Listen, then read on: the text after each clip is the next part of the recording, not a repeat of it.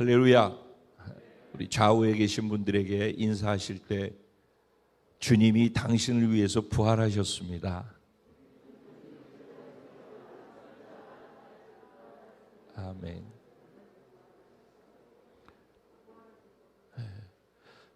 지난주에도 제가 꼭 광고를 해야 된다라고 하는데 광고를 놓쳤어요. 지난주에도 그 중요한 얘기를 하느라고 그랬는데 오늘도 또 초실절 부활절 얘기하느라고 그래서 잠깐 말씀 우리가 본문을 봉독하기 전에 중요한 변화의 광고를 잠깐 드리도록 하겠습니다. 내일부터 정부에서 사회적 거리 두기를 해제하기로 되어졌습니다. 그래서 이제 좀 뭐 10사람, 20사람 이런 거 이제 없어지는 거죠. 그리고 시간 제한도 없어지게 되어지고 장사하시는 분들이나 모든 분들 안에 많은 부분 자유가 있게 되어지라고 생각합니다. 그리고 25일부터 그러니까 다음 주 24일까지는 그대로 가는 것이고 25일부터는 교회도 인원 제한 없어서 이렇게 띄엄띄엄 앉을 필요 없이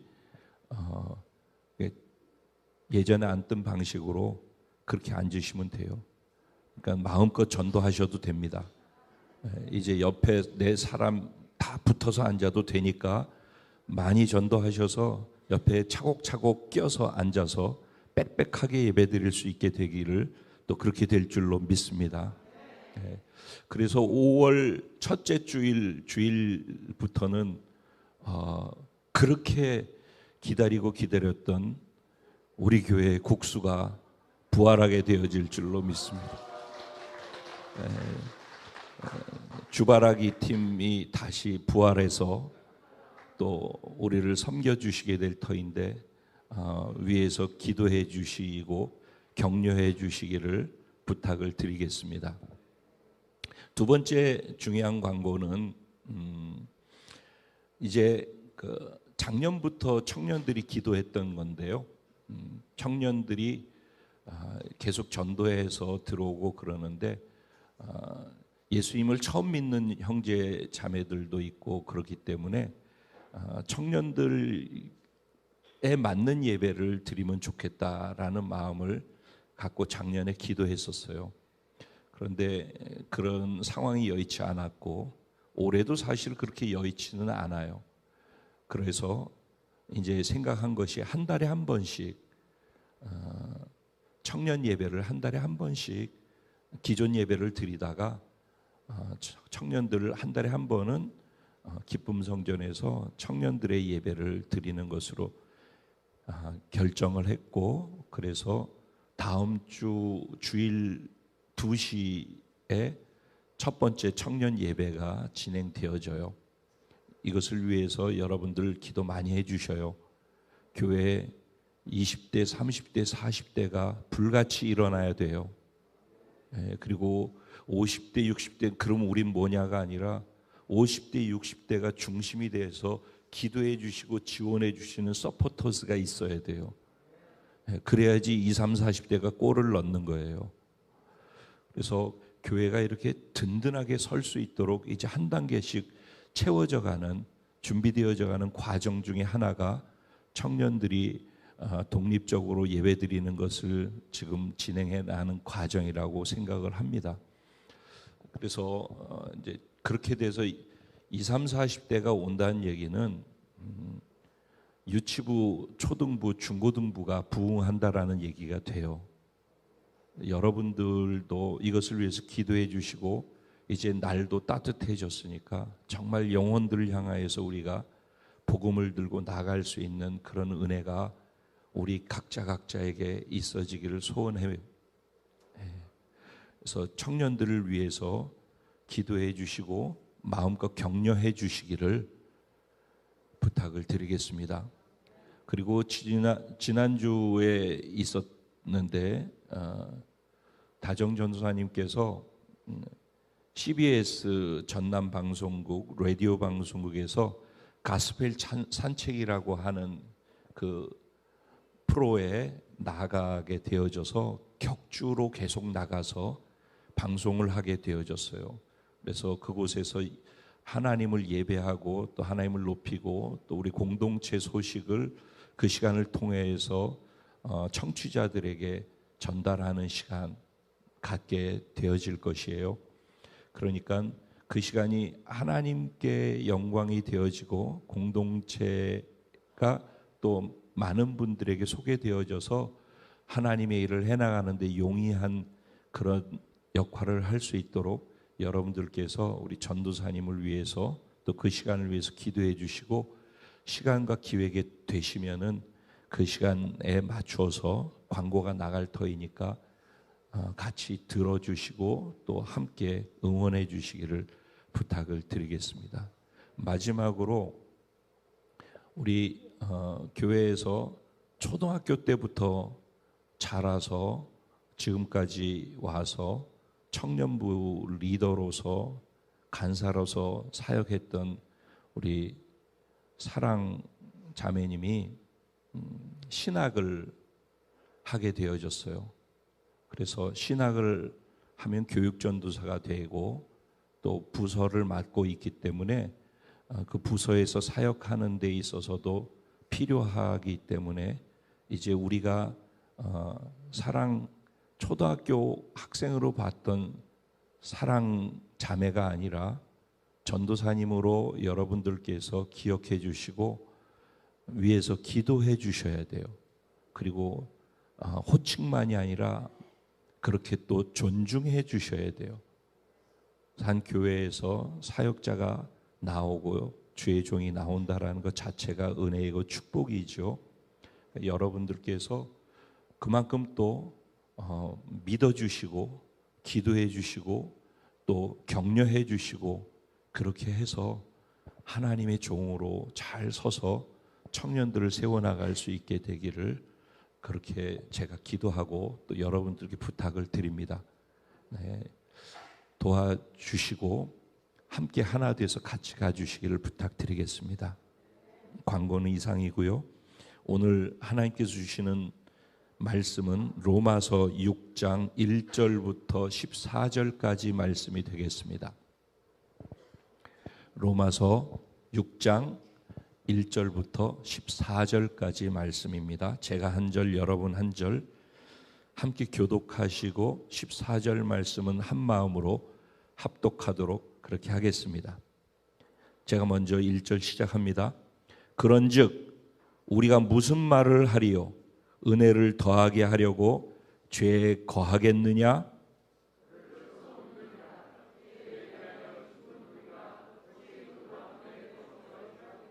무릇 그리스도 예수와 합하여 세례를 받은 우리는 그의 죽으심과 합하여 세례를 받은 줄을 알지 못하느냐?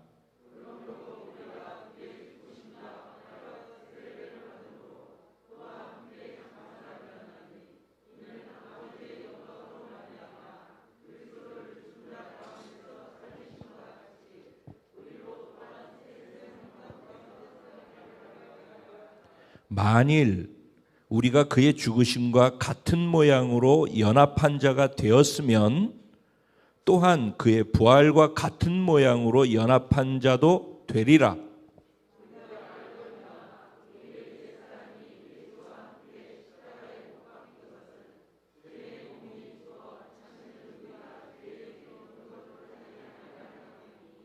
이는 죽은 자가 죄에서 벗어나 의롭다 하심을 얻었음이라.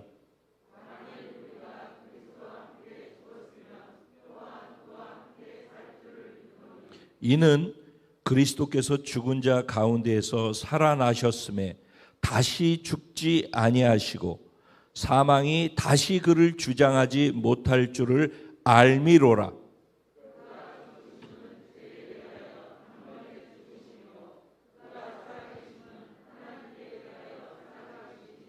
이와 같이 너희도 너희 자신을 죄에 대하여는 죽은 자요 그리스도 예수 안에서 하나님께 대하여는 살아있는 자로 여길지어다.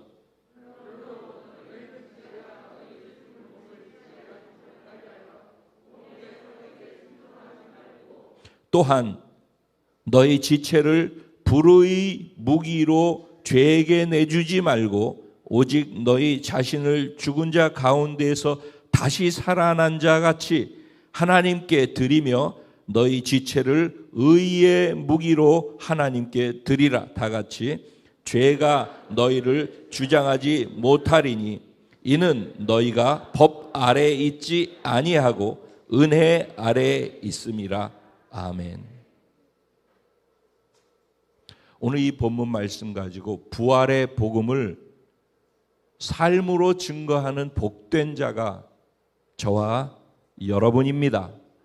이런 제목으로 주시는 은혜를 나누려고 합니다. 로마서는 사도 바울이 기록했습니다. 사도 바울은 공부를 많이 한 사람이에요. 아주 석학 중에 석학이라고 이야기할 수도 있습니다. 그는 로마에 있는 성도들에게 로마서를 편지로 기록해서 그들에게 자기 안에 있는 복음을 정확하게 이해시켜 주기 원했어요. 이 로마서는 그러니까 성경 전체가 모두 다 중요하다면은 로마서는 다이아몬드 반지에 다이아몬드가 박혀 있는 그 부분이다라고 얘기할 정도로 로마서는 복음의 꽃이에요. 그래서 로마서를 이해하면은 복음을 정확하게 이해하는 것이 되어져요. 그리고 그 로마서를 간추려 요약해서 엑기스로 이해되어진 것이 갈라디아서라고 보면 되어져요. 그러니까 오늘 우리가 읽은 이 본문 말씀은 로마서에서도 핵이 되어지는 중간에 아주 중요한 부분이라고 이해를 하시면 돼요. 왜 그런가? 로마서 1장의 시작은 이렇게 시작합니다. 사도 바울이 나는 로마에 정말 가기를 원해요. 내가 로마를 가고자 얼마나 애를 썼는지 몰라. 몇 번이나 로마에 가려고 했어. 그 이유가 무엇인가 하면은 복음이 내 안에서 불타고 있기 때문에, 복음을 듣지 못해서 아직 구원받지 못한 영혼들 너희들을 향하여서 하나님이 주신 그 마음 안에서 내가 빚진 마음이 있어. 나는 구원받았는데 너희는 구원받지 못한 것, 내가 구원받은 이 놀라운 복음, 이 은혜의 복음을 나는 들었는데 너희가 모르고 살고 있는 것, 그것이 너무 고통스러워서 내가 너희들에게 가서 이 복음을 전하고자 하는 간절함이 불같이 열정같이 일어나고 있어. 그래서 정말 몇 번이나 가고자 하는데 그게 잘 안 되었어 라고 이야기를 하는 거예요. 그러면서 내가 복음을 부끄러워하지 않는데요. 왜냐하면 이 복음이 모든 믿는 자들에게 구원을 주시는 하나님의 능력이 되기 때문이라고 얘기를 해요. 그러면서 복음이 왜 구원의 능력이 되는지를 설명하기 위해서 믿지 않는 이방인들에게 선포하는 말씀이 로마서의 말씀인 거예요. 그러면서 1절 후반절부터는 무엇을 이야기하고자 하는가? 사도 바울은 다 이 말씀을 통해서 증명하고 어떤 논제를 증명해서 그거를 변증해가지고 그러니까 이게 맞아 라고 이해시켜 나가고자 하는 그런 논법을 썼어요. 저도 사실은 메시지를 전할 때 그런 방식으로 메시지를 전한다라고 저는 생각을 해요. 그래서 이 사도 바울의 이 말씀은 1장부터 16장까지 안에서 이 전체 부분에 대해서 이 사람이 왜 이런 식으로 풀어서 이야기를 했는지에 대한 전체가 이해가 되어져야지만 로마서가 왜 성경의 꽃이 되어지고 이게 복음의 핵심인지라는 것을 알아요. 그러니까 로마서를 그러면은 읽다 보면은 우리가 1장을 갖고도 설교할 수 있고 2장으로도 설교할 수 있고 각 구절마다 설교를 다 할 수 있어요. 그리고 하고 싶은 대로 자기가 필요한 부분을 얘기할 수 있지만은 사실은 그 모든 것들을 통틀어서 사도 바울이 얘기하고자 하는 것은 핵심 복음인 거예요. 복음. 그래서 이 복음을 설명하기 위해서 1장 후반절에부터 시작해서 2장 3장까지 계속해서 무엇을 얘기하냐면은 너희 예수 믿지 않는 너희들은 다 하나님으로부터 심판받아야 돼. 너희는 다 죄인이기 때문에 죄인들은 무조건 심판을 받게 돼 있어. 그러면 유대인 너희들은 하나님의 자손이니까 심판받지 않아도 된다라고 생각하지. 아니야. 너희도 율법을 주었지만은 그 율법으로 너희들이 너희 자신을 비추어 볼 때 어느 한 가지라도 잘못한 것이 있기 때문에 너희도 역시 구원을 받을 수가 없어. 그래서 이방인들도 구원받을 수 없고 유대인들도 구원받을 수 없고, 그렇게 되는 이유는 무엇 때문이라? 모두가 다 하나님 앞에서 죄인이기 때문이라는 거예요.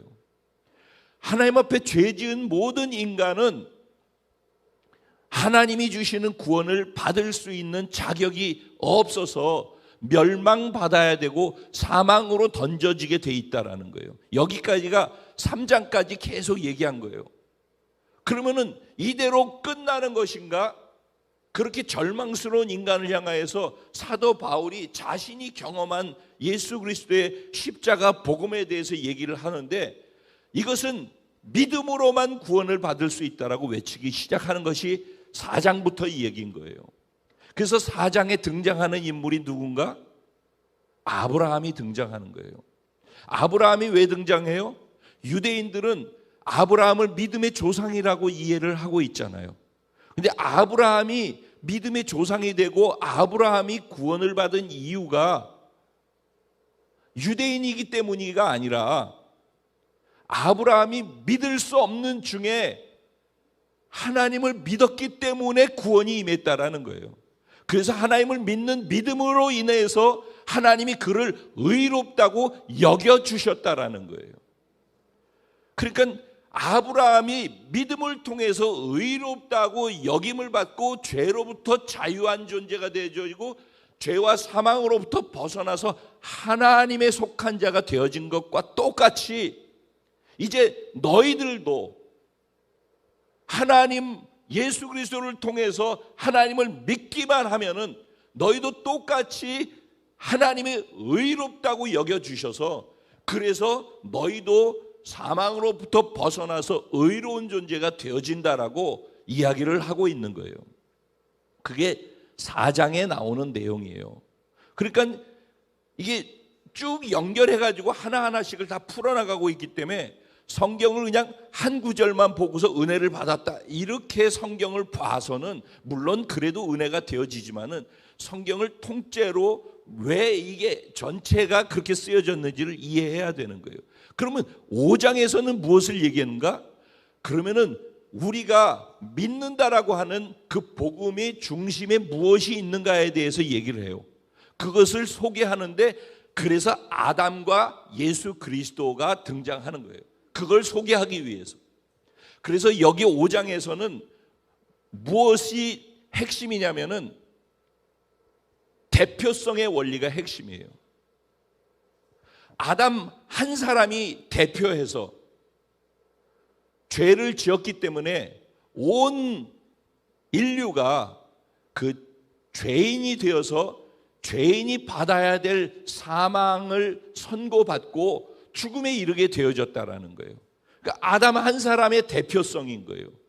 그래서 모든 인류가 다 죄인이 되어졌는데, 그래서 사망으로 던져졌는데, 그런데 예수 그리스도 한 분으로 말미암아서 모든 인류가, 그가 죽음을 통해서 부활하심을 통해서 모든 인류가 죄를 사함받고 의로운 자가 되도록 만들었다는 거예요.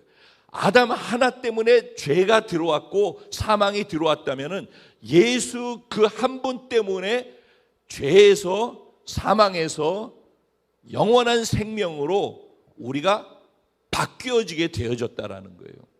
그것을 얘기하면서 계속해서 5장에서 강조하면서 쓰여진 단어는 뭐냐면은 말미암아라는 거예요. 말미암아. 말미암아라는 단어가 18번이나 쓰여졌어요. 말미암아 아담의 죄로 말미암아 우리에게 사망이 왔고, 그 죄로 말미암아 사망이 온 것처럼 예수 그리스도의 죽음으로 말미암아 우리가 죄로부터 노연함을 얻게 되어졌다는 거예요. 그가 부활하심으로 말미암아 우리가 하나님 안에서 살아갈 수 있는 생명을 얻게 되어졌다는 거예요. 그래서 지금 계속 말미암아의 앞쪽은 무엇으로 말미암아 무엇이 일어나게 되어졌는지를 계속 설명을 하는 거예요. 그게 5장 전체의 내용인 거예요. 그래서 5장의 결론에는 그러면은 아담으로 말미암아 죄가 와서 죄가 우리의 왕노릇하게 되어졌는데, 예수 그리스도로 말미암아 우리가 생명을 얻게 되어져서 예수 그리스도로 말미암아 왕노릇하는 삶이 열려졌다라는 거예요. 그러니까 사실 지난주부터 계속해서 말씀을 전하는데, 신앙생활은 있잖아요, 누구를 왕으로 인정하고 사느냐예요. 사실은 이 세상은요, 보이지 않지만 왕위 쟁탈전을 하고 있는 거예요. 하나님이 왕이신데 쿠데타 일으켜가지고 하나님 아니라 자기가 왕이 되겠다라고 움직인 사단의 모든 것들을 합법화시킨 것이 아담의 죄였단 말이에요. 그런데 예수 그리스도를 통하여서 또 그렇게 사단이 합법화해서 자기가 통치자가 되어진 것을 예수 그리스도를 통해서 다시 합법화해가지고 예수님이 왕이 되어지는 자리로 나아가게 됐다라는 얘기인 거예요. 그게 성경의 이야기예요. 결국은 누가 통치하는 어떤 나라이냐인데, 하나님의 나라를 우리는 믿는 거예요.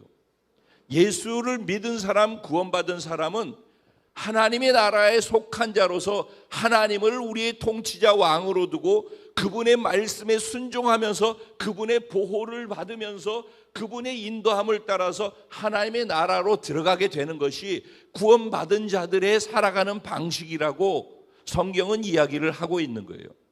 그런 가운데에서 그럼 구체적으로 우리는 어떻게 해서 구원을 받았는지, 우리에게 구원을 준 복음이라고 하는 것은 좀 더 구체적으로 어떤 의미인지를 이야기하고 있는 것이 6장의 내용인 것이에요.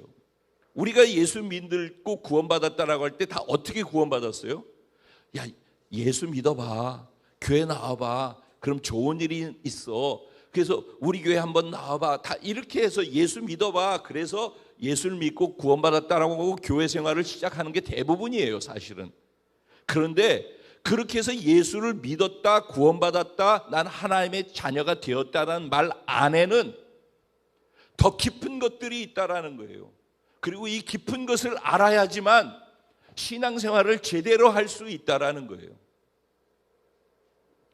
여러분, 그래서 이 세상은 하나님을 아는 자와 하나님 모르는 자, 하나님을 믿는 자와 하나님을 믿지 않는 자, 하나님의 자녀가 돼서 하나님과의 관계를 맺고 살아가는 자와 하나님과의 관계를 맺지 않고 살아가는 자, 이렇게 나뉘어지는 거예요. 그래서 이 세상에서 절망 속에 살아가는 사람들은 제일 먼저 필요한 게 뭐냐면 하나님을 만나야 되는 거예요. 하나님을 만나는 것이 행복의 시작입니다. 하나님을 만나야 돼요. 어떻게 하나님을 만나는가? 예수 그리스도를 통해서, 예수 그리스도를 믿음을 통해서 하나님을 만나는 거예요. 그래서 예수 그리스도를 믿는다란 말은 무엇이며 어떻게 예수를 믿어서 하나님을 만나게 되어지는가에 대한 이야기가 복음을 전할 때 나오는 얘기들이고요. 그러면 하나님과의 그걸 받아들였을 때 하나님과의 만남이 시작되어지고 하나님과의 관계가 시작되어지는 거예요. 그러니까 예수 믿었다, 구원받았다는 말은 교회를 나온다라는 개념으로 이해하면 절대 안 돼요. 그것이 구원을 보장해 주지 않아요. 예수를 믿었다, 구원받았다는 말은 하나님과의 관계가 시작되어졌다는 말이에요. 즉 영이신 하나님의 영의 생명으로 응애하고 태어났다라는 말이에요. 그걸 거듭났다라고 하는 거예요. 중생했다, born again, 다시 태어났다, 이렇게 얘기를 하고 있는 거예요. 그러니까 구원받은 것이 맞다면은, 저와 여러분이 구원받은 게 맞다면은 우리는 영이 살아나서 다시 태어난 존재가 됐다라는 말을 우리가 인정하는 거예요. 그 다시 태어났어요. 영적 존재로 우리는. 영이 응애하고 태어난 거예요. 그러니까 이제부터는 뭘 해야 돼요? 영이신 하나님 아버지, 나에게 생명을 주신 영이신 하나님 아버지를 관계 속에서 알아가는 것이 신앙생활이 돼야 돼요. 교회를 나온다고 해서 이 관계가 깊어지지 않아요. 교회를 계속 오래 다니면은 교회 생활에 익숙해지고 교회 문화에 익숙해져요. 그것이 하나님과의 관계의 깊이로 들어가게 만들지 않아요. 거기에 속으면 안 돼요. 교회를 오래 다녔기 때문에 내 구원의 확신이 있다? 절대 그런 일은 없어요. 구원의 확신은 구원받아서 하나님의 자녀가 됐으면 응애하고 태어나서 나를 태어나게 하신 생명 주신 하나님 아버지를 알아가야 되는 거예요. 그 관계의 깊이로 들어가야 되는 거예요. 신앙생활 그러니까 하나님을 알아가는 과정이 신앙생활이고, 알면 알수록 알면은 교제하게 되고 친해지게 되어지고, 친해지면은 믿게 되어지고, 믿는 만큼 내가 믿는 만큼 할 수 있는 것들이 생기는 거예요. 그래서 구원도 믿음으로 받죠. 구원받은 자로 살아가는 것도 믿음으로 사는 거예요. 그래서 신앙생활 모든 것은 믿음이에요. 믿음. 믿음의 부분이 뭔지에 걸리지 않으면은 머릿속으로 지식으로 알고 있는 것이 내 삶을 어떤 것도 바꾸지 못해요. 내가 아무리 뭐 여기에서 기본적인 걸 다 하고 있다고 해도 내 삶이 바뀌지 않아요. 죄송하지만 내 삶을 바꾸는 유일한 것은 뭐냐면은 믿음이에요. 믿음. 그러니까 하나님을 인격적으로 알아가면서 하나님을 신뢰할 수 있기 때문에, 그 하나님을 믿기 때문에 하나님이 하신 말씀을 믿고, 하나님의 말씀을 믿기 때문에 그 말씀대로 그대로 살아가다 보니까, 믿음 때문에 말씀을 살아가다 보니까 말씀이 실제가 되는 것을 경험하게 되어지는 거예요. 그래서 내 삶에서 하나님이 베푸시는 은혜와 기적과 문제 해결과 응답도 경험할 뿐만 아니라 내 개인의 내면 안에서 예수 그리스도의 인격과 성품이, 내가 임창표로 살았었던 나의 인격은 자꾸 죽어져서 없어져 가고, 시간이 지나갈수록 예수 그리스도의 인격과 성품이 내 안에서 자꾸 부활해서 살아나가게 되어져서 예수가 내 삶에서 확장되어져 가는 것, 그게 신앙생활인 거예요. 그러니까 하나님과의 관계를 맺는 쪽에다 신앙생활의 핵심을 두지 아니하면은 이런 변화들을 도저히 경험할 수가 없어요. 그러면 신앙생활이 굉장히 무기력해진단 말이에요. 부활의 예수, 여러분은 오늘 예수님의 부활하신 날, 부활하신 예수를 어떻게 경험하고 있습니까? 보통은 부활절 날 엄청나게 예수님 부활하셨습니다, 사망 권세 이기셨습니다, 할렐루야 이렇게 하고서 예배 무지하게 기분 좋게 드릴 수 있어요. 근데 그리고 나면 매년 그렇게 해도 그리고는 아무 일도 없는 거예요. 부활절 그렇게 흥분하고 끝나는 거예요. 그게 아니라 부활절이 내 삶에서 매 순간순간 경험되어져야지 되는 거예요. 그래야지 내가 부활절날 예배 드릴 때 그 감격이 내 삶의 매 순간순간 부활을 경험하는 감격으로서 내 삶을 채우기 때문에 내가 역동성 있는 신앙생활을 할 수 있게 되어지는 거예요. 그럼 부활이라는 것이 뭐, 여러분 먼저 부활을 믿으십니까? 자, 오늘 예수님이 부활하셨습니다. 정말 예수님은 부활하셨어요. 그 부활하신 예수님을 나에게 개인적인 사건으로 믿느냐 안 믿느냐는 다른 문제이죠. 여러분, 맹신이라는 말 뭔지 아시죠? 이거고 저거고 아무거나 그냥 다 받아들이고 다 믿는 걸, 그건 맹신이라고 얘기를 해요. 그럼 미신은 뭐예요? 믿지 말아야 될 것을 믿고 있는 것을 미신이라고 얘기를 해요. 그러면은 믿어야 되는데도 믿어야 될 걸 믿지 않는 건 뭐라고? 불신이라고 얘기를 해요. 그래서 예수 부활하셨습니다라고 할 때 우리가 그것을 진짜 사실인지 아닌지를 분별해야 되는 거예요. 그러니까 아멘 그냥 해서 될 일이 아니라 예수가 부활하셨다라는 것을 진짜 내가 인정하고 진짜 확실하게 분별해서 믿느냐는 거예요. 정말 예수가 부활하셨다는 것을 진짜로 믿는다면은 삶이 송두리째 달라지는 거예요. 그걸 부활의 복음이라고 해요. 여러분, 오늘 우리가 인사를 몇 번째 지금 예수가 부활하셨습니다 라고 인사를 했어요. 그렇죠? 이따 끝날 때도 예수가 부활하셨습니다 그러고서 우리 나가자고요. 서로 인사할 때. 여러분, 예수가 부활하셨습니다. 그게 오늘 설교 말씀 제목에 뭐라고 돼 있어요? 부활의 복음을이라고 했어요. 여러분, 복음이란 단어의 의미가 무엇이죠?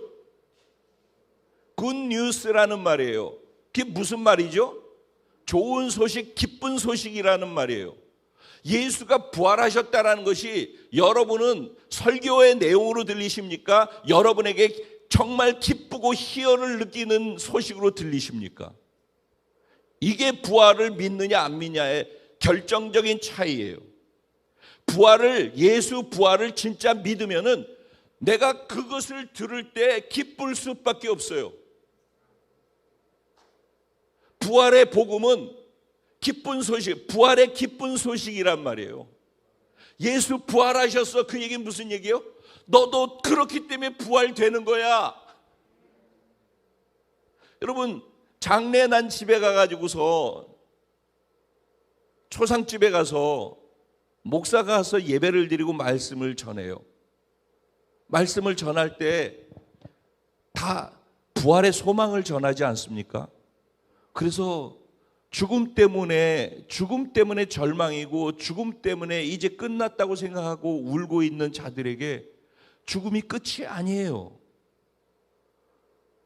죽어도 살아요. 예수는 죽었다가 사셨어요. 첫 열매 샘플이 되셨기 때문에 그 예수를 믿는 자들은 죽어도 사는 자들이에요.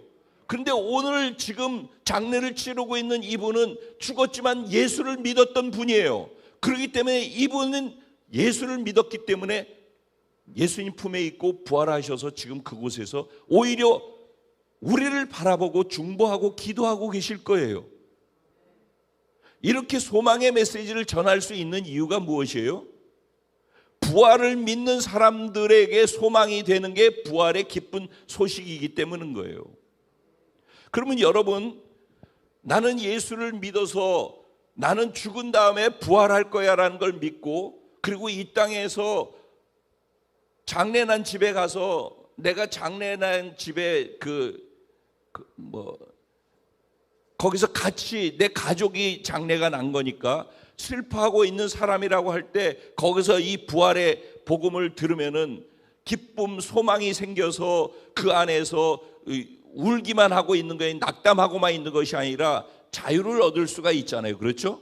그러면은 부활의 복음은 내가 죽은 다음에 부활할 거야. 그리고 이 땅에서 장례 났을 때 그 슬픈 것을 해소시킬 수 있는 단지 그 역할을 하는 것이 부활의 복음일까요?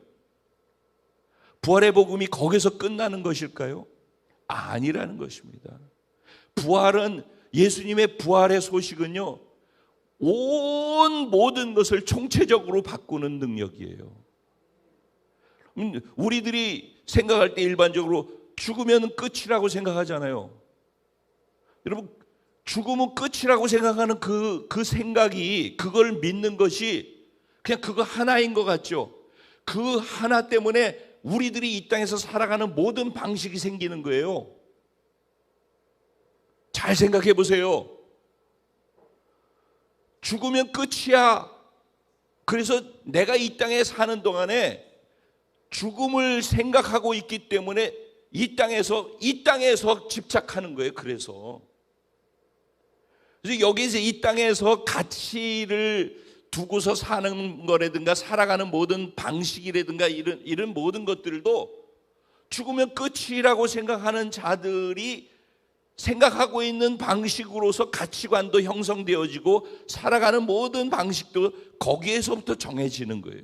그런데 죽음이 끝이 아니고 죽어도 다시 살아나 부활해, 이게 진짜 믿어지는 사람은요, 요 코앞에 있는 이것만 보고 살질 않아요.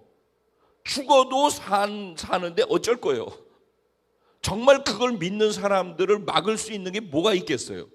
여러분 생각해 보셨어요? 그래서 죽음은 끝이기 때문에 이 땅에 있는 동안에 잘 살아야 돼. 이 땅에 있는 동안에 내가 부하게 살아야 되고, 이 땅에 있는 동안에 밟고 누르고 악하고 못되게 해서라도 남보다 더 가져야 되고, 더 취해야 되고, 성공해야 되고, 그래서 내가 편안하게 살아야 되고, 내 자식한테 그래서 물려줘야 되고, 다 이렇게 되는 거란 말이에요. 그러니까 죽음이 끝이라고 생각하는 사람은 악하게 살더라도 성공해야 된다라는 생각을 그렇게 갖게 되는 거예요. 그래서 사람들에게 거짓말을 하는 것도 서슴지 않고 앞뒤가 다르게 살아도 괜찮은 거예요. 지금 여기서 사는 동안에 내가 이렇게 살아야지만 나를 스스로 보호하면서 나에게 유익된 것을 취할 수 있을 거라고 생각을 하고 있기 때문에 그런 거예요. 그래서 그렇게 살아가다 보면은 적들이 많이 생기죠. 내 마음에 들지 않는. 그래서 미워하는 거예요. 그래서 그렇게 사는 거예요. 죽음이라는 것을 전제하는 사람들이 살아가는 방식은 그 뒤에 파생되는 게 다 이렇게 파생된단 말이에요. 그게 우리들의 살아가는 방식이에요 지금.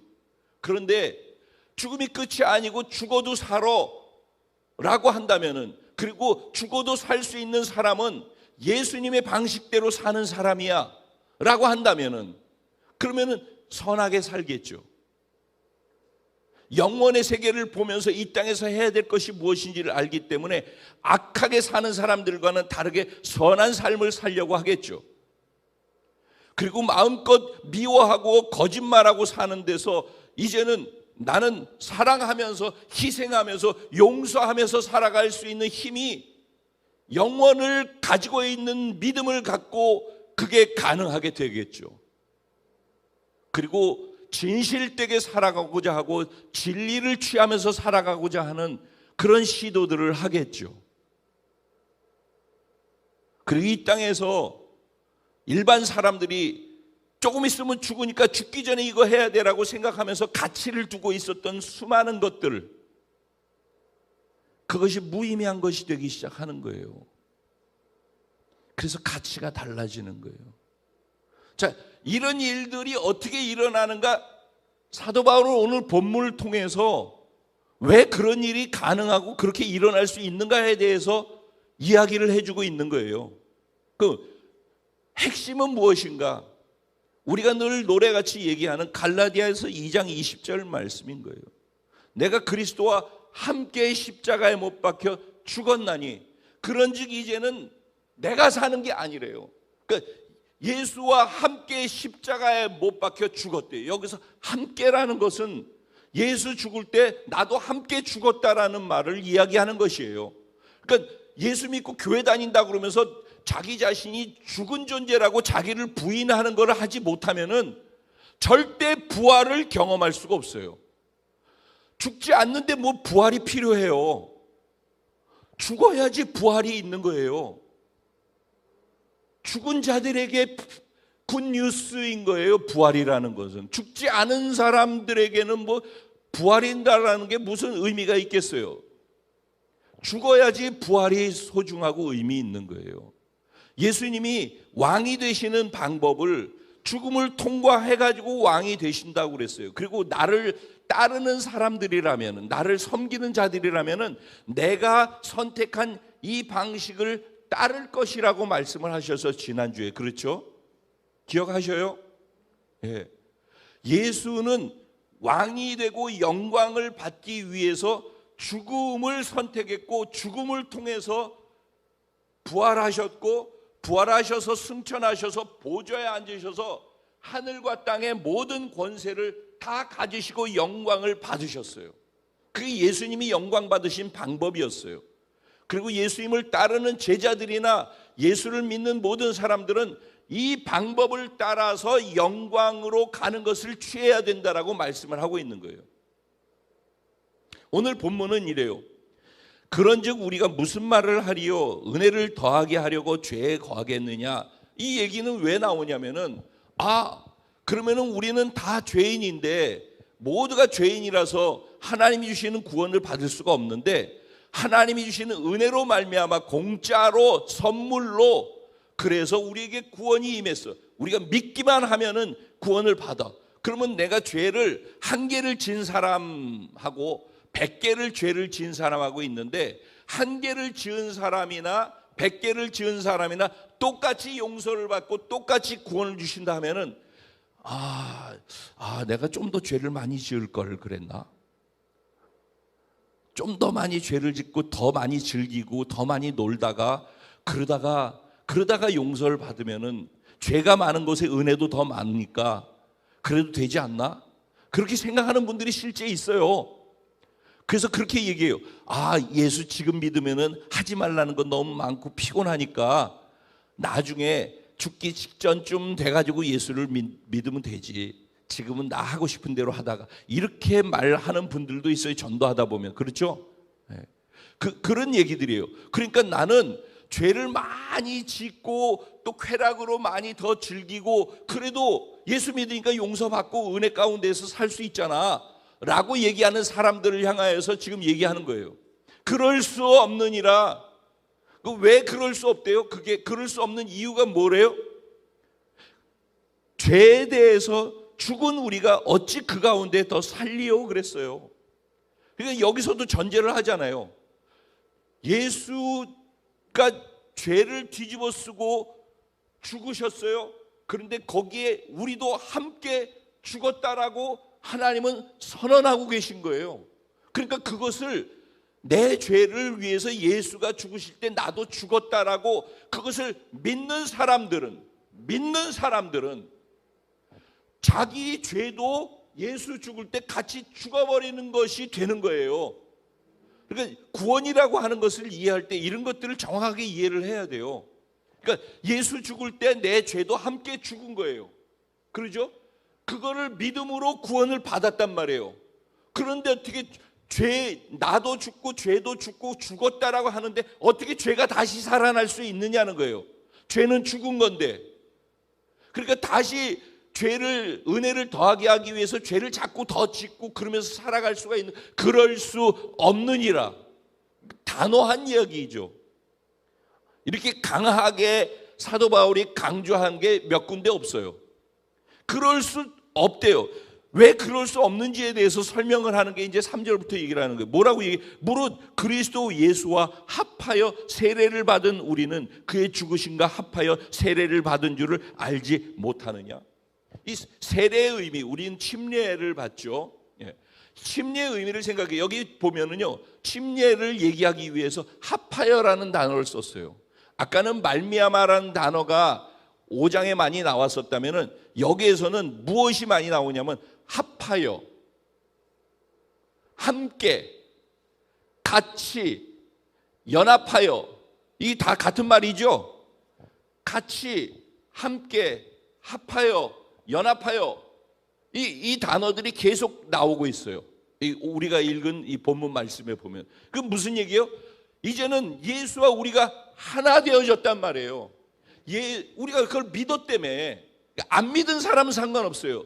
믿었다, 그래서 구원받았다는 얘기는 예수와 함께 죽었다며. 내 죄도 죽었다며. 예수와 함께 부활했다며. 그래서 예수의 생명과 영광이 나의 것이 되어졌다며. 그래서 우리가 존귀하지 않고 찌질한데도 우리는 존귀하고 보배롭고 의롭고 거룩하다라고 외칠 수 있는 근거, 우리의 새로운 정체성을 갖고 살아갈 수 있는 근거가 어디에 있어요?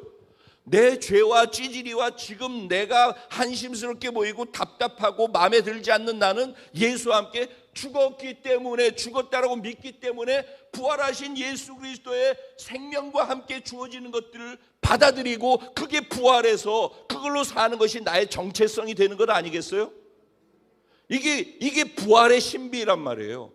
그러니까 부활은 예수만 부활한 게 아니라 예수 안에 있는 그것들이 내가 예수의 부활을 믿을 때 내 안에 부활하는 거란 말이에요. 그러니까 예수님의 살아가는 방식도, 영광을 받는 방식도 내 삶에서 그것이 부활하는 거예요. 그러니까 이전에 내가 예수 믿기 이전에는 이 세상 권력과 힘을 가지고, 그래서 예수를 왕으로 세우렸던 사람들이 세상 권력과 힘과 그리고 세상의 능력을 가진 것, 그걸 보고서 예수를 왕으로 추대하려고 했었다고 그랬잖아요. 그죠? 지난주 말씀 기억하죠? 사람들은 대개는 그런 것을 가지고 왕으로 세우려고 그래요. 그런데 예수님은 그런 그들의 속마음을 아시기 때문에 그것으로서 내가 영광을 받지 않는다라는 거예요. 그리고 죽음을 통과해서 영광을 받는 길을 보여주셨단 말이에요. 그리고 지금 이제 이 죽음을 통과함을 통해서 우리가 이전에 가지고 있었던 왕으로 세우고 싶어하는 권세 있고 능력 있고 힘 있고 부하고 뭐 이런 것들 있잖아요. 좋아 보이고 내가 취하고 싶고 부러운, 그래서 그것을 많이 가진 사람을 왕으로 추대하고 싶은 그런 것들, 그것이 이 세상 예수를 믿기 이전에 사단과 죄가 만들어 놓은 이 세상의 가치관과 세계관이라고요. 우리는 거기에 그냥 물들어 있어요, 사실은. 그래서 교회를 다니고 예수를 믿어도 내가 추구하는 가치는 여전히 이 세상에서 생각하고 있는 그걸 향해서 우리는 가고 있다니까. 그러니까 교회 와서 예배는 드리지만은 내가 예배 드리면서 예수님한테 요구하고 추구하고 기대하는 것은 이 세상에 예전에 가지고 있었던 세상 왕이 추구하는 그것을 우리가 지금도 추구하고 있단 말이에요. 그러니까 듣는 것은 이런 말씀을 듣는데 밖에 나가서 사는 것은 세상 왕이 추구하는 것을 추구하면서 살려니까 이 두 개가 계속 충돌하는 거예요, 신앙생활에서. 굉장히 신앙생활이 어려운 거예요. 그러니까 예수 믿기 힘들다라고 하는 것 가운데 그것이 큰 숙제처럼 다가와 있는 거예요, 사실은. 그런데 예수님께서 그걸 이길 수 있는 방법 말씀하신 거예요. 내가 죽을 때 너희 죄도 죽었고 너희가 짊어지고 가는 이 세상의 모든 짐도 다 죽을 때 죽어버렸다는 거예요. 그래서 수고하고 무거운 짐진 자들아, 다 내게로 와라. 내가 하루하루가 사는 게 힘들고 내 짐이 무거워요 하시는 분들이 있다면 그 짐을 여러분이 지고 있어서 그래요. 그 짐은 예수님이 지시는 거예요. 그럼 우리는 지어야 될 건 뭐예요? 자기 십자가를 지는 거예요. 즉 내가 지려고 하는 나를 자꾸 부인하는 법을 배워야 되는 거예요. 자기를 부인하는 것이 자기 십자가를 지는 거예요. 매번 자기가 드러나려고 하고 자기가 하고 싶은 대로 하고 자기 감정대로 하고 자기로 추구하고 자기의 가치관 따라 살아가려고 했던 모든 그 옛사람으로 움직이려고 하는 그것이 몸에 배 있거든요, 우리는. 그것을 매 순간 부인하고 죽임으로 넘기우는 것, 그걸 믿음으로 취하는 그 과정이 자기 십자가예요.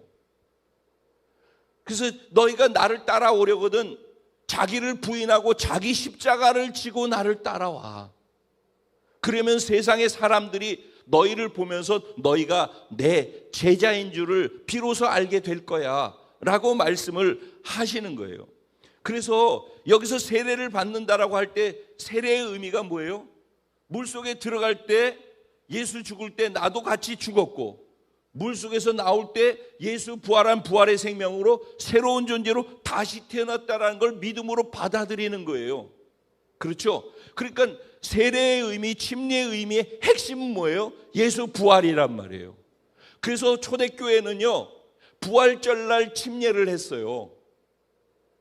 사실은 어느 기간까지는 교회에서 문화처럼 부활절날 예수 믿어서 교회 다니는 사람들이 부활절날 침례를 했어요. 1년에 한 번씩 침례하고 아니면 때마다 침례를 하잖아요.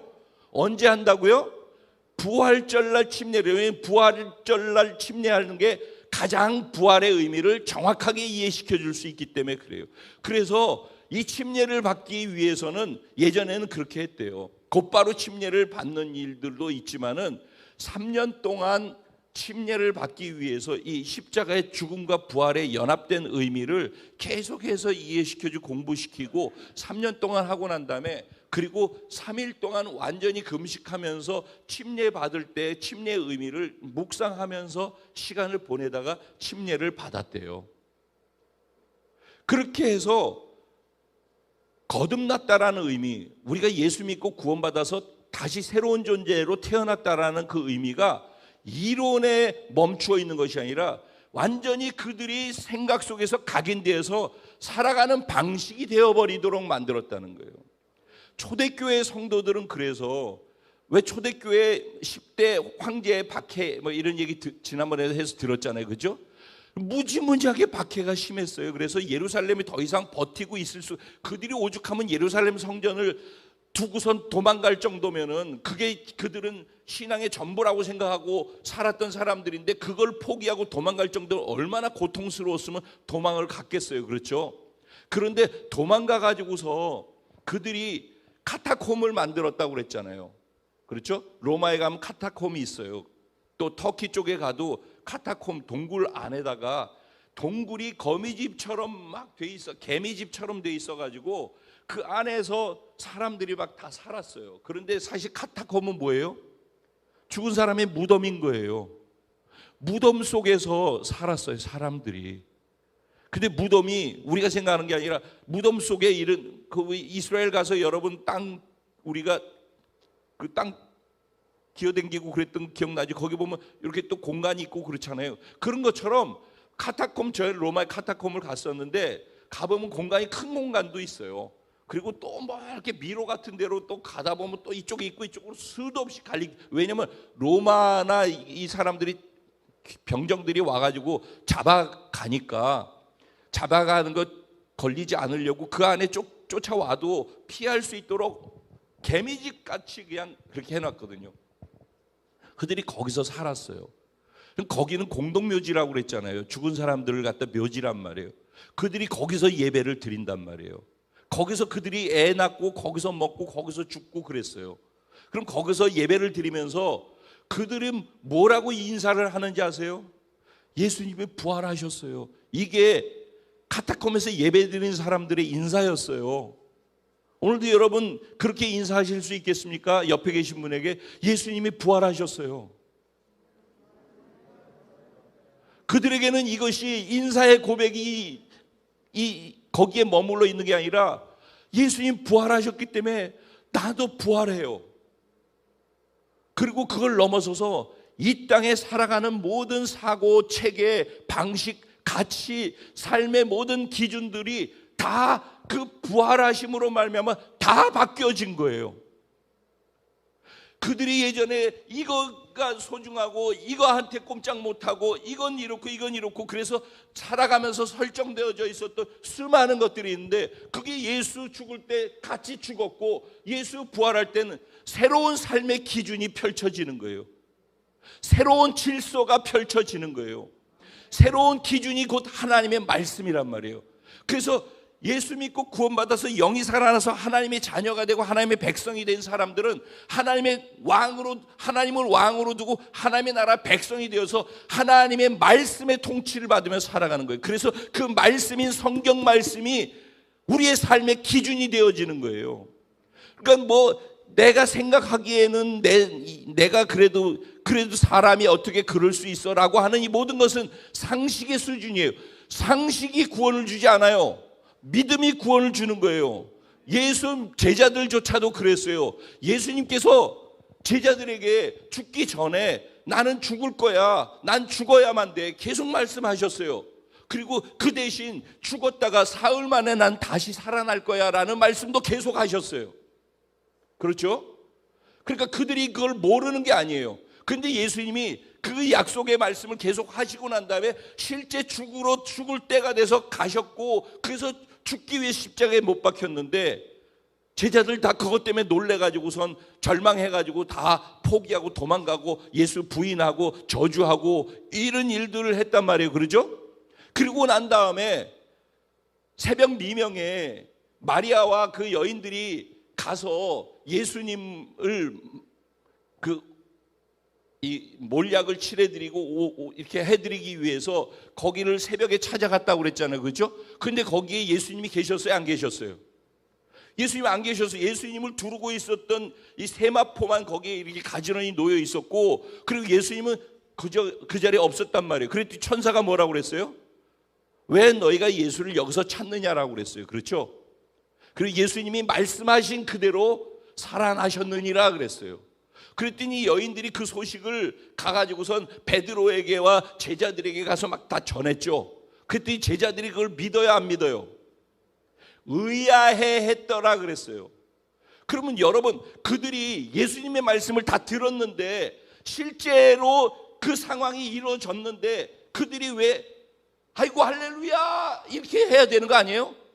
그런데 예수님이 죽었다가 나 사흘 있다 살아날 거라는 얘기를 그들에게, 제자들에게는 계속 했는데 그걸 머리로 다 들어서 알고 있는데, 그런데 막상 예수님이 살아나셨다는 얘기를 듣고서 그들이 의아해 했단 말이에요. 왜 그랬을까요? 죽은 자가 어떻게 살아나라는 상식이 하나님의 말씀보다 더 그들의 삶을 지배했기 때문이에요.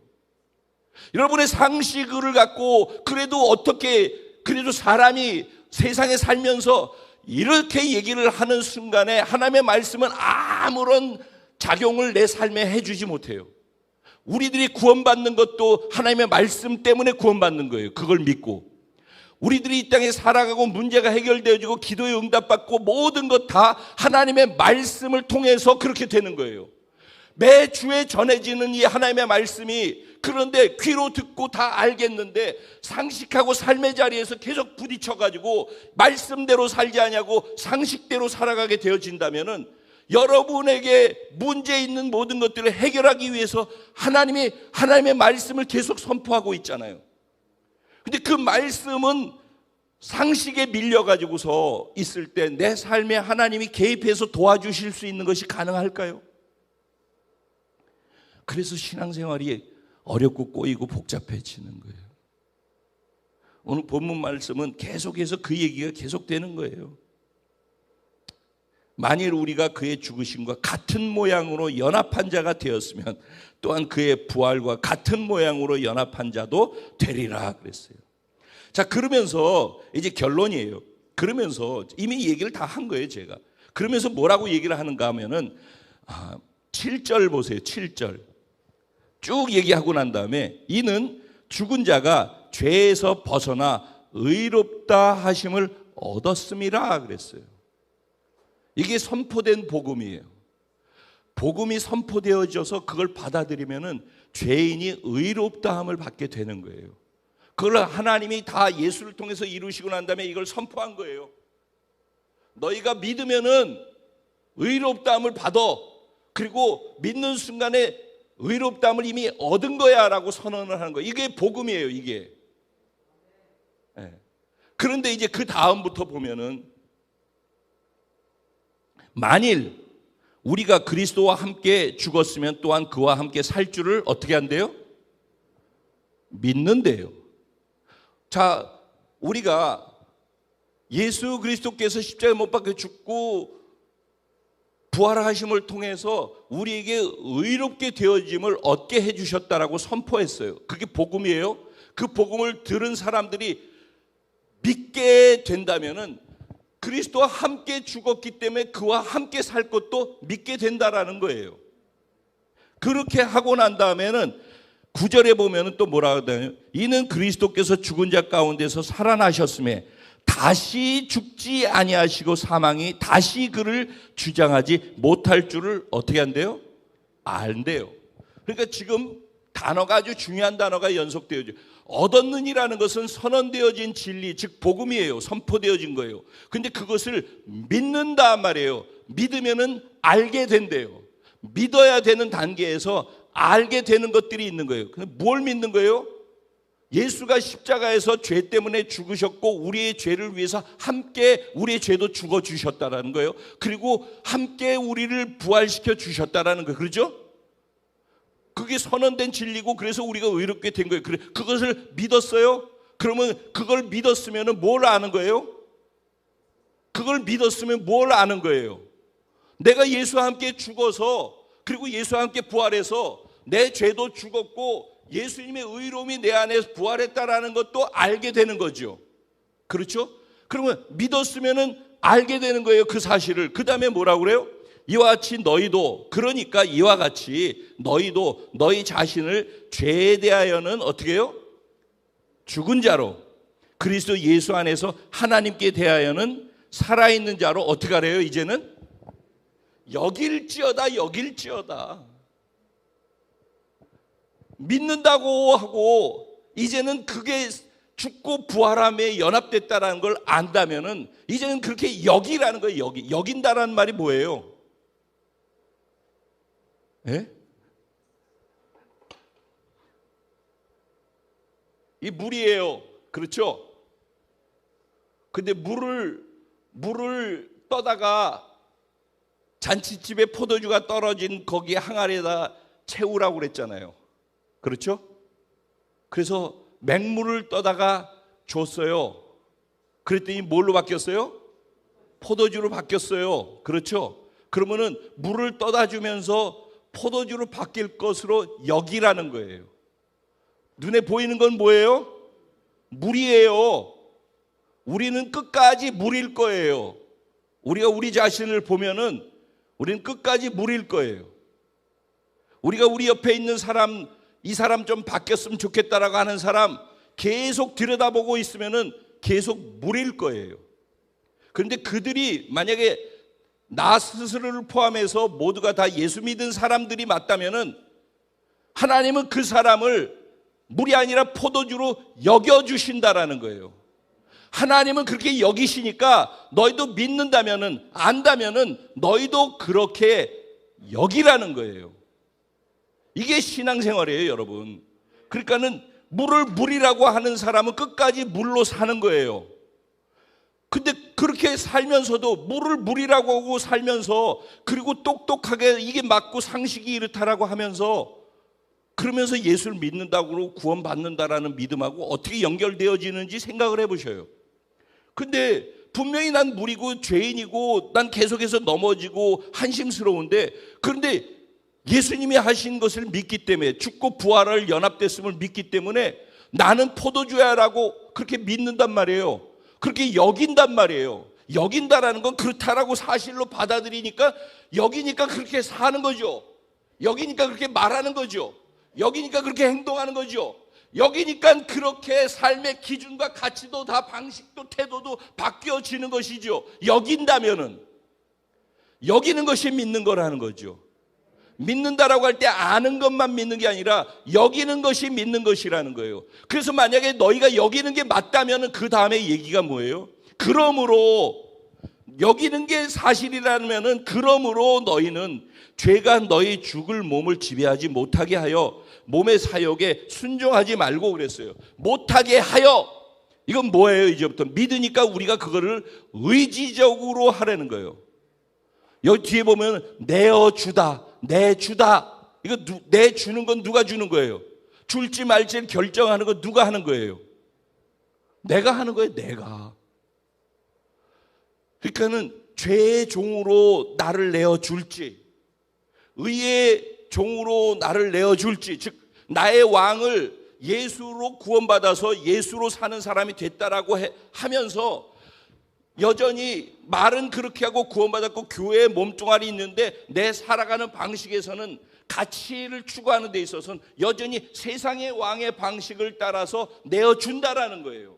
내 의지로 내가 하고 싶은 그것을 쫓아간다라는 거예요. 그러니까 나의 왕은, 진짜 왕은 누구냐는 거예요. 내 마음을 내어준 것, 내가 살아가는 방식을 채택하는 것은 무엇을 선택하고 가느냐는 거예요. 오늘 예수 그리스도의 삶의 방식도 함께 부활하는 은혜가 있게 되기를 주님의 이름으로 축원드려요. 이게 들으면은 고통스럽고 손해보는 거고 그렇잖아요. 그런데 신앙은 역설이에요. 죽으면 끝난다라고 하는데 끝나는 게 아니라니까. 선하게 살면은 악하게 사는 사람보다 못 살 것 같잖아요. 그런데 그렇지 않다니까. 거짓보다는 진실이 이긴다니까. 미움보다는 사랑이 이긴다니까. 세상은 반대로 얘기를 하는데 우리는 부활하심을 믿는다면은 그런 역설적인 능력이 부활의 능력 안에 감추어져 있다는 것도 믿어야 되는 거예요. 이게 우리들의 방식이 돼야 된단 말이에요. 그래야지 우리 삶에서, 그러니까 미워하고 싶을 때 그 미워하고 싶은 나를 죽이고, 사랑하는 그 예수의 마음으로 나를 내어주는 거예요. 거짓말하고 싶고 앞에서 이렇게 해놓고 뒤에 가서 딴 말하고 싶은 그것을 내가 죽이고 부활하신 예수 그리스도께서 하시고 싶은 그분의 인격과 그분의 말씀으로 그분의 진리와 진실로 바꾸어서 행동하는 거예요. 이 과정이 신앙생활이라는 것이, 이것을 어려운 것처럼 보이지만은 이게 짐을 지는 게 아니라 이게 자기 십자가로 믿음으로 지는 것이래. 이것만 우리는 하면서 사는 거래요. 그러면은 영광이 뒤따른대요. 영광이 뒤따른대요. 여러분, 이 사실을 믿을 수 있겠습니까?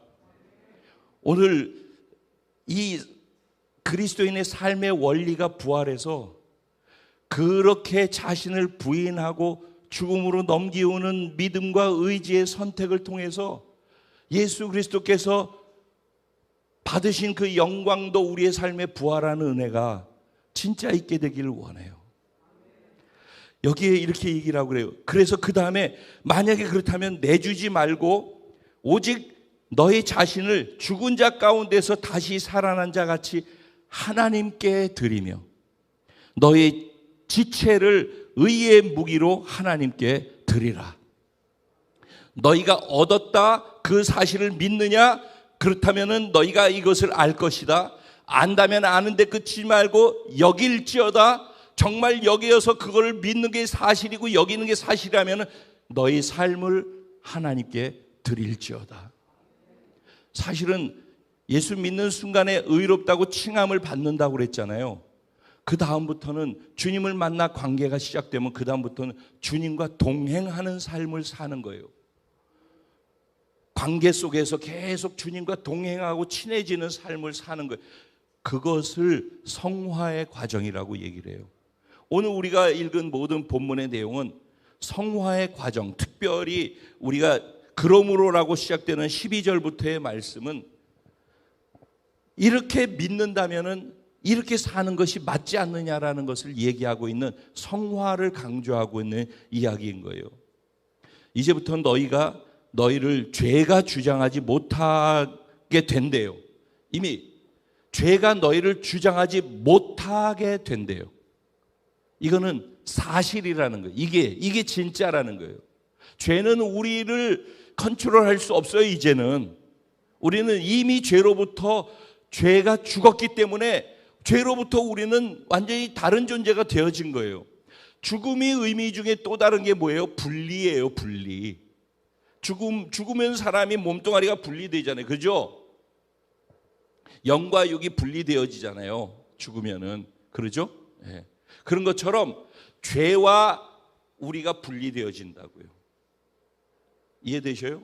자, 그러면은 이제 우리 가장 쉽게 결론으로 말씀드리겠습니다. 사람이 죽잖아요. 사람이 죽으면은 제가 이제 장례를 너무 많이 가봤고 저희 아버님, 어머님 다 천국 가셨어요. 그리고 식장에서 입관할 때 입관 전에 가족들을 먼저 다 들어오라고 그래서 염을 하는 장면을 다 거기서 보잖아요. 그렇죠? 여러분들도 한 번 이상 보셨을 거예요. 그러면 염할 때 보면은 이게 죽어서 이렇게 계신 시신을 염하는 사람들이 다 만져요. 그래서 염하는 공식이 다 있어요. 그 사람들이 하는 게. 그리고 죽으면 분비물이 다 나오고 그러기 때문에 나오는 걸 다 최대한으로 다 빼내게 해가지고 다 닦죠. 그러니까 뭐 구멍에서 다 나와요. 눈, 코, 입, 귀, 그다음에 뭐 항문, 구멍이랑 구멍에서는 다 오물이 다 나오는 거예요. 그걸 다 닦는 거예요. 알코올 솜으로 다 닦고, 그리고 또 혹시 나올 수 있기 때문에 이거를 솜으로 안에다 다 입에 넣어서 막아가지고 구멍들 다 막아져 있는 상태인 거예요. 그리고 난 다음에 이 손을 하면은 요렇게 해가지고 놓죠, 그죠? 그리고 옷을 다 입혀요. 그리고 화장을 해가지고 깨끗한 상태로 그렇게 만들어 놔요. 그러면은 그렇게 되게 하기 위해서 염하는 사람이 그 죽은 사람의 시신을 볼까요, 안 볼까요? 그러면 여러분 그 여러분 옷 벗고 있는데 제가 이렇게 들어가면은 여러분 어떻게 하시겠어요? 어머나 이러시겠어요? 왜 그래요? 수치와 부끄러움 때문에 그렇잖아요. 그렇죠? 근데 죽은 사람은 어떻게 해요? 염하는 사람이 자기를 다 봐요. 그리고 손을 이렇게 해야 되면 이렇게 하는 대로, 또 이렇게 하면 이렇게 하는 대로, 굳어져 가지고 인사람 부러뜨려서라도 똑바로 자세를 맞춰도 놓도록 만들어요. 한 번 이상 보셨죠? 그게 죽은 거예요. 염하는 사람은 염하는 사람의 공식이 있어요. 그게 그 공식이 하나님의 말씀인 거예요. 그리고 염하는 사람은 누구예요? 성령님인 거예요. 저와 여러분 누구예요? 시신으로 누워 있는 거예요. 그러면 이제는 우리가 사는 게 아니에요. 예수님의 말씀을 나로 살려고 하는 나는 자꾸 부인해서 죽음으로 넘겨요. 내가 자랑하고 싶고 이거는 내가 보이고 싶고 드러내고 싶은 것조차도 죽었다니까. 죄와 수치만 죽은 게 아니라 내가 잘난 것, 잘하고 싶고 우월감을 느끼는 것, 사람들이 알아주고 싶어 줬으면 좋겠어 하는 것도 다 죽은 거라고.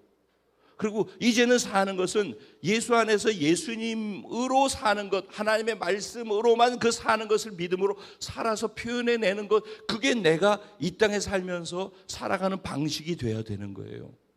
그 방식을 채택할 때 이 세상 권세가, 이 세상의 질서가, 이 세상의 방식과 같이 기준으로 움직여지는 모든 것, 높아져 있는 것들로부터 두려워할 필요가 없어요.